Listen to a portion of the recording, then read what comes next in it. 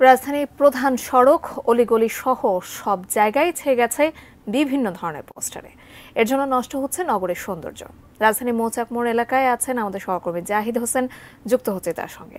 জাহিদ, রাজধানীর প্রধান সড়ক অলিগলি সহ বিভিন্ন দেয়ালের মধ্যে এইরকম পোস্টার সাটানো হচ্ছে এবং বিভিন্ন বিজ্ঞাপনের পোস্টার সাটানো হচ্ছে। আপনার কাছ থেকে জানতে চাই আসলে কি অবস্থা সেখানকার, কি কি পোস্টার আপনি দেখছেন?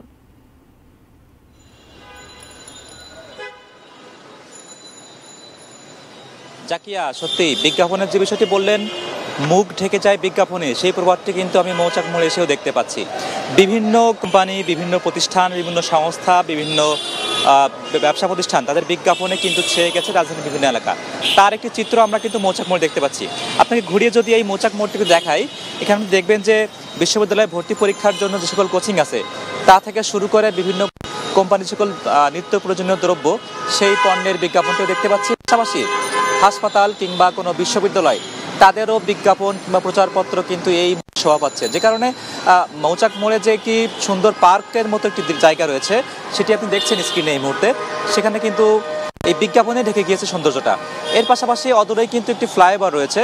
সেই ফ্লাইওভারটাকে আপনি যদি কাছ থেকে দেখেন, সেখানে দেখবেন যে হাসপাতাল থেকে শুরু করে বিভিন্ন পর্যায়ের চিকিৎসা প্রতিষ্ঠান এবং শিক্ষা প্রতিষ্ঠানের এবং প্রযুক্তিভিত্তিক বিভিন্ন প্রতিষ্ঠানেরও আমরা বিজ্ঞাপন দেখতে পাচ্ছি। অর্থাৎ এখানে আসলে স্বাভাবিক যে চিত্র, স্বাভাবিক যে দেয়াল, স্বাভাবিক যে প্রাচীর, সেই সৌন্দর্য ঢাকা পড়ছে এই সকল বিজ্ঞাপনের কারণে।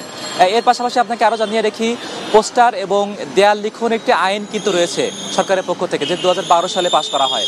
তো সেখানে কিন্তু সরকারের কঠোর নির্দেশনা আছে এরকম যে নির্দিষ্ট স্থান ছাড়া কিন্তু কোথাও যত্রতত্র আসলে এরকম দেয়াল লিখন কিংবা পোস্টার ছাড়ানো সেটি কিন্তু করা যাবে না।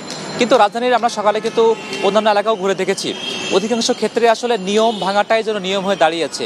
এবং সরকারের দৃষ্টি আকর্ষণ করে যারা এখানে জনগণ আছেন, তারা বলছেন আসলে এরকম ঘিঞ্জি একটি পরিবেশের কিন্তু দায়ী এই সকল পোস্টার এবং ব্যানার, পাশাপাশি দেয়াল লেখনগুলো।